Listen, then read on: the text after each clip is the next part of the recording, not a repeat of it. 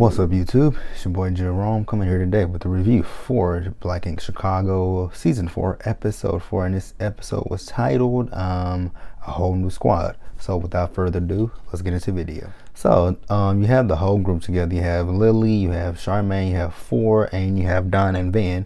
Since packing up and moving the shop, they're talking about how, just because they packed up and moved the shop, it doesn't mean that they can't still go out with each other, turn up and have a good time with each other. So it looks like, I believe they were out playing foosball. I can't really remember.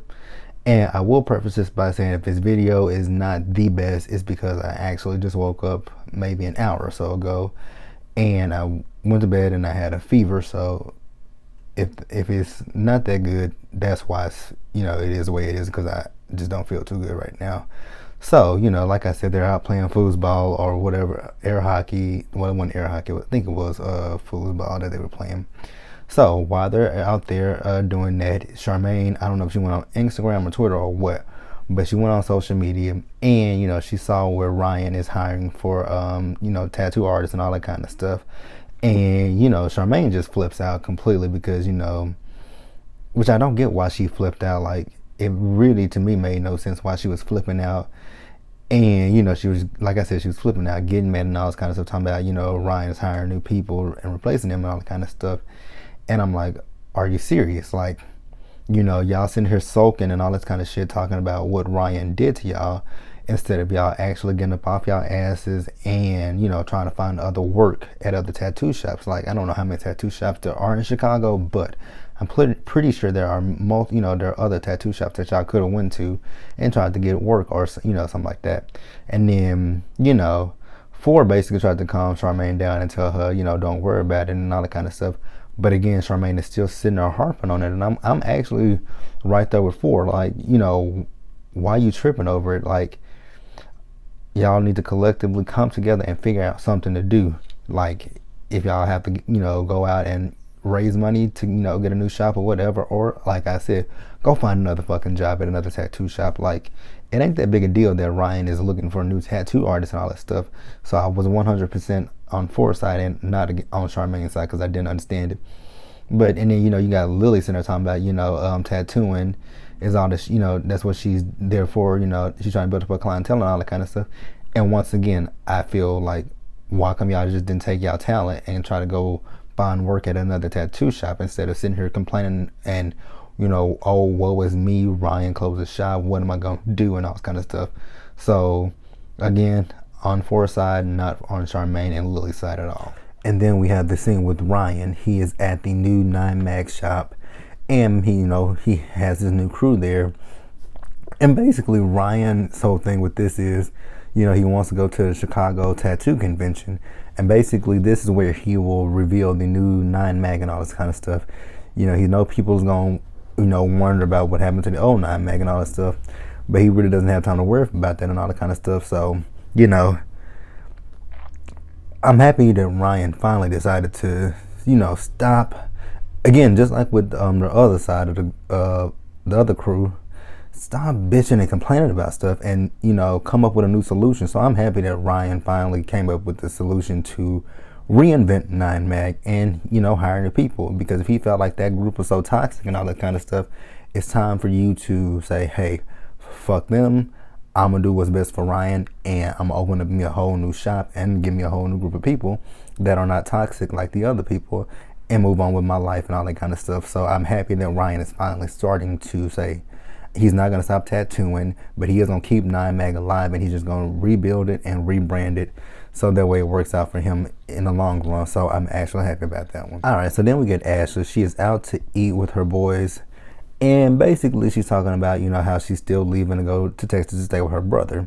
So, so Don comes in, and when Don comes in, she's talking to Don about everything, how she's going to Texas and all this kind of stuff. But basically, she's decided, and I actually kind of agree with Don on this whole situation, but I still am on Ashley's side. So, Ashley's idea is, excuse me, which I actually see Ashley's point of view, but I think it was wrong. I think she maybe, I don't know what time of year this was shot in, so I would say, maybe she should have waited.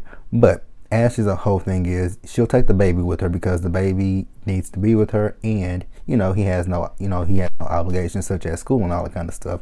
Whereas little DJ, he's in school, so she doesn't want to just uproot him, while he's in school and take him, all the way to Texas with her and have to put him in another school and all that kind of stuff. Which I 100% agree with that. Like, you don't want to uproot the child from the school that he's going to, and he has little friends there and all that kind of stuff. So you don't want to do that. My whole thing was, I think maybe she could have. I know she doesn't want to be there with Don and all that kind of stuff, but temporarily she could have, found somewhere else to stay where Don is not there, or she could have told Don to leave the house they share with each other, and and then once the school year ended, which again I don't know what time of year this is, but once the school year ended, she could have said, "Hey Don, the school year has ended, and I'm going to take DJ and the baby with me to Texas so I can stay with my brother and all this kind of stuff and get myself together and figure out what's best for me and my boys." But she decides that she's going to take the baby with her and leave little DJ with Don. And like I said, I I saw both sides of the coin. I understand Ashley's point of view, but I also hate to say it, but I understand Don's point of view. But I'm not on Don's side at all, because he's talking about which I agree with him on this one thing, that they're brothers and they need to be with each other. I get that part, but then for him to keep talking about his black boys and all this kind of stuff, and my question is, like, were you fucking thinking about that when you were sitting there fucking that girl? Like, were you thinking about your boys at all? Because you can't sit here and keep saying, "Oh, my black boys, they need to grow up without a father" and all that kind of stuff. But were you thinking about your black boys when you were out there cheating on your wife with that girl? So you can completely 100% miss me with that bullshit, because it's a moot point at this point. You weren't thinking about them then, so why try to throw it up in Ashley's face at this point? Like, it's stupid as fuck to me. All right, then you had the scene where Van is at his Chicago Real factory. He and Charmaine are there. I really don't know what he was doing, and Charmaine wasn't doing shit at all, just having a good time. So basically, he lets us know that, despite all the drama and bullshit between Velvet and that girl that Don slept with, he actually did make some money from it. He got some clients and all that kind of stuff, which that's a good thing for him. I mean, shout out, kudos to you, man. And then, basically saying that although he did make some money from it, it just wasn't enough to cover all his expenses and all that kind of stuff. So he does need to start back tattooing and all that kind of stuff. So, while Van and Charmaine are there, in walks Four and Don.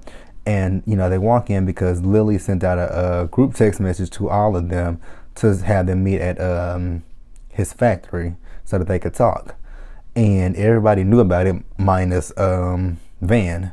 So, Lily gets there, and, Lily comes up with a bright idea that they should all go to the Chicago Tattoo Convention. And basically they want to go there just so that they can rebuild, rebrand, and, raise, make some money so that they can get a new tattoo shop and all that kind of stuff. So, while they're sitting there, they are brainstorming about, a new name for them and their tattoo. And so they come up with the name of Loyal Ink and all that kind of stuff. And I'm like, oh, why? Like, I get what y'all talking about with loyal and all that kind of stuff, but y'all weren't 100% completely loyal to Ryan. So I don't understand why y'all got to, throw shots and all that kind of stuff with the name.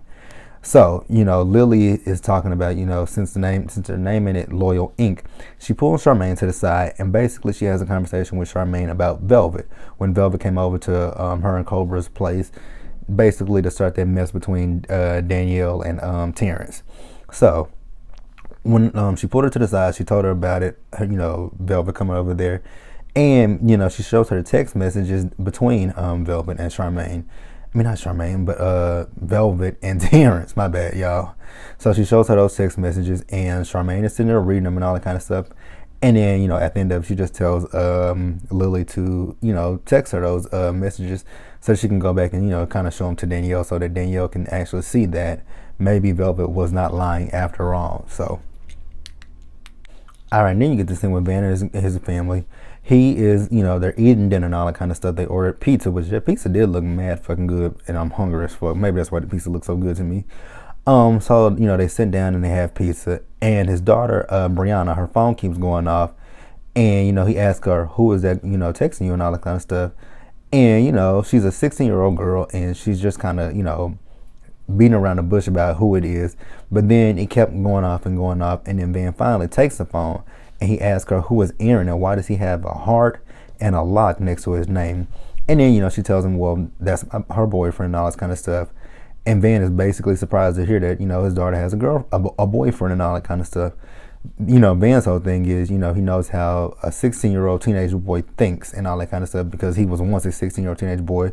And, when he was 16, he ended up getting Brianna's mama pregnant. So basically, he just doesn't want Brianna to fall down that same pattern that he did. So, he tells her that, if she goes on a date, he wants to be there with her while she's on that date, which I completely, respect that. I don't have kids. I don't have a daughter. So I don't know how that feels to see your little girl grow up and then start dating, all that kind of stuff. I'm pretty sure it's got to be scary as shit. But, I'm here for Van going on a date with his daughter and, basically trying to scare the little nigga and let him know, hey, whatever, which, they always say, whatever you do to my daughter, I'm going to do to you, which I'm like, I don't know if you want to do that, but okay. All right, and then we get to scene where Charmaine and Danielle meet up. Charmaine is at her apartment. She's basically, packing up to move her out of her apartment because her lease is up. So once Danielle gets there, they sit down and they start talking and all this kind of stuff. And, Danielle is talking about, like, she's talking about the whole Vans party where Velvet came there. And, basically, not Charmaine, but Danielle believed Terrence 100% that, nothing happened between him and Velvet and all that kind of stuff. And she just felt like Velvet is the one that's making shit up. But, while she's sitting there talking to her, Charmaine stops her and tells her, hey, I met up with Lily. I was talking to Lily and, basically Lily was showing me, these 5 pages of text messages between Terrence and Danielle. And she said, basically, the latest one was about 2 weeks ago. And so, she sits there and she's reading the text messages and all that kind of stuff, which I thought the producers were fucking wrong when they asked on her interview, did she know about the text messages? I'm like, really? I would have said to the producer later, really, bitch?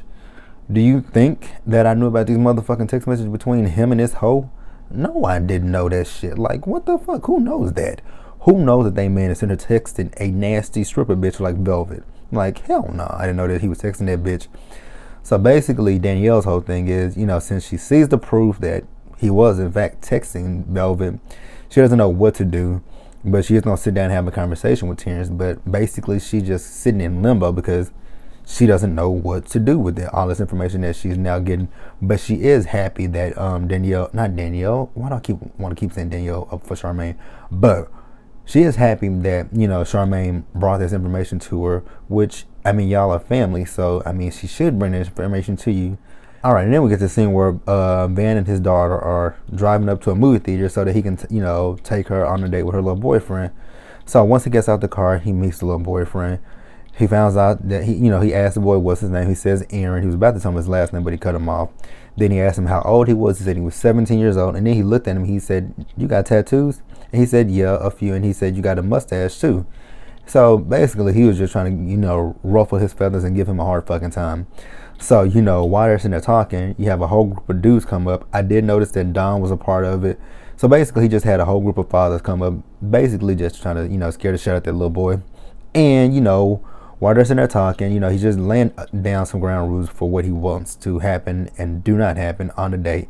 No touching her ass, no touching her breast, and all that kind of stuff, which typical father stuff. Try to instill a little bit of fear in a boyfriend so that way, nothing happens with your little girl. You don't want her coming home pregnant and all that kind of stuff. And again, that is basically what Van's whole thing is. He knows how a teenage boy thinks, and he just doesn't want his daughter to follow the same path that, her mother and him followed by having a baby at 16 and all that kind of stuff. So once again, I was here for that. It was a cute little scene. And then next you get Danielle. She's at home and, Terrence comes home from work and, she's talking about how she's just being a doting wife and all that kind of stuff. And, they go and sit down and all that kind of stuff. So, she's sitting down and, she's talking to Terrence about, everything. And, she's talking to him about, seeing the text messages that he had exchanged between himself and Velvet. And, he's sitting there apologizing to her for what he did, which originally when he was apologizing, I'm like, so are you sitting here admitting to her that you did do some shit with Velvet or what? But no, Terrence is just sitting here apologizing for texting Velvet and all that kind of stuff. He's basically trying to make it out that, you know, he never messed with Velvet and all this kind of stuff. And that he just texted her, you know, when they were out there in Cabo. He said they were on the beach and she got his number. And I'm like, so she just got your number, but, you know, you text her back and forth, but asking her, you know, when she's in town and all that kind of stuff and what she's doing. But sounds like to me you probably did something with the bitch, but you gonna sit here and lie talking about you ain't messed with her. I'm like, I'm sitting here thinking to myself, like, nigga, you know full fucking well you lying about mess with Velvet. Like, I don't see that messy ass bitch coming up lying saying she messed with you and she didn't. And then, you know, also Danielle was talking about how it's been a long road for her and Terrence to get to this point of engagement, and they show, you know, all the fights that they've had over the past few seasons. And I'm like, really, Danielle? After everything that Terrence has done, like cheating on you and all this kind of stuff, and then for you to find out he's sitting there texting Velvet nasty ass, and you still gonna sit here and, well, which I was glad that she finally got up and left that ring. But I was like, girl, come on, you gotta think better than that. Like, don't fall for his shit. Like, he's sitting here telling you he texted her. Well, if he texted her, what was he texting her for? Like, let's just be honest. What were you texting her for? You had a purpose for texting that girl, so get out of here with that shit, Terrence. Like, what the fuck? You know you had a reason for texting the girl. And I do believe Velvet over Terrence that they messed around. All right, then you get the tattoo convention. So everybody is there. You know, so Loyal Inc. is there. They have a DJ, they have dancers, and they're selling merchandise, you know, just to raise a little money so that they can, once again, get themselves a new shop and all that kind of stuff.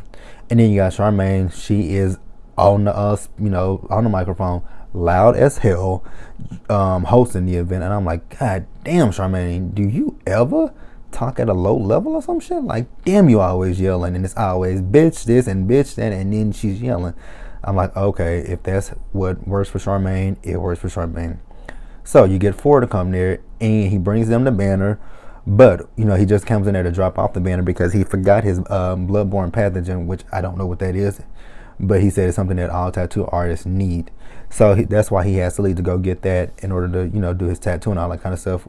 And I was actually in agreement with Charmaine. Like, how do you forget something that you really need when it comes to tattooing? Like, I didn't understand that shit. How do you forget it?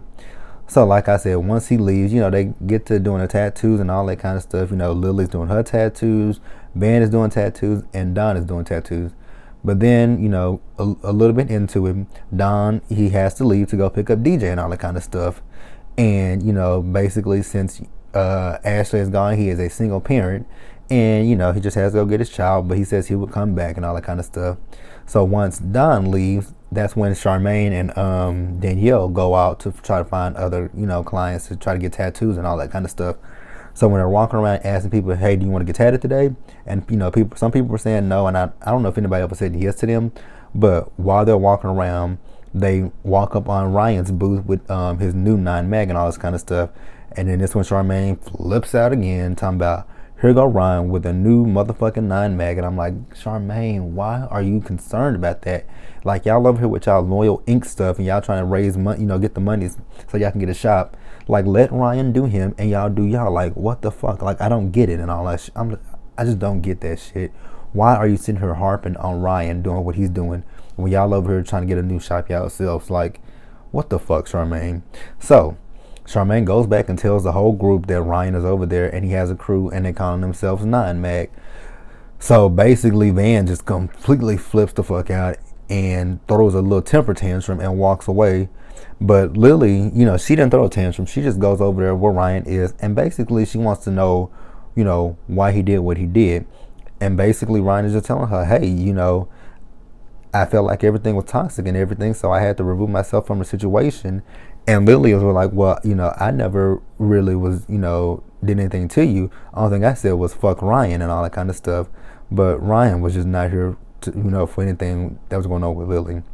And then, you know, you also had C's come up and talk to Ryan. And when C's came up and talked to Ryan, you know, he was like, oh, you got a new crew? And he was like, yeah, you know, C's was like, well, you know, once you do this, once you cross this line, it's basically no going back and all that kind of stuff. And once again, Ryan is just holding still to, you know, he had to leave 9 mag, the other 9 mag, because it was so toxic, which C's completely understood that. But, you know, he just told him, basically, he's just telling him, hey, you know, once you make this official, it ain't no going back from that. And then, you know, while Lily was over there talking to Ryan, Van walks up again, and Van was kind of quiet at first. It was basically Charmaine that was just, talking to Ryan and all that kind of stuff. And then Rachel walks up, and Rachel addressed Charmaine, and I'm like, Rachel, what the fuck you got to do with this? Like, mind your, I mean, I get that that's your man, but let him, stand up for himself and defend himself. Like, take a back seat and shut the fuck up for real. Cause I was over, not Charmaine, Rachel, when she came up to them. I'm like, Rachel, shut the fuck up, please. So, basically when they came up to him, Ryan was just, he wasn't, trying to hear nothing that they were saying, because Ryan is completely over them and all that kind of shit. And then, you got Ben over here getting upset and all in his feelings and all that kind of stuff. And it's the same thing with Charmaine. Like, why are y'all getting so upset with this dude? Like, I get what he did was, y'all feel he was wrong, and Ryan feels that he was right, but y'all gotta let this shit go. Like I said, he has his new non-Mac and y'all have Loyal Ink. So why do y'all give a fuck? Just do what y'all gotta do to make sure that y'all get a storefront, and say fuck Ryan. Like, completely say fuck Ryan. And then once again, Van is just getting mad and mad. He storms off, and again, he has another little temper tantrum, and Charmaine tries to go behind him and just calm him down. And I'm like, come on, bro. Like, why you acting like a 3-year-old? Actually, a 2-year-old. Like, why are you doing this? Like, I don't get it. But that was Black Ink Crew. Leave your comments, like the video, subscribe to the channel, and I will see you later.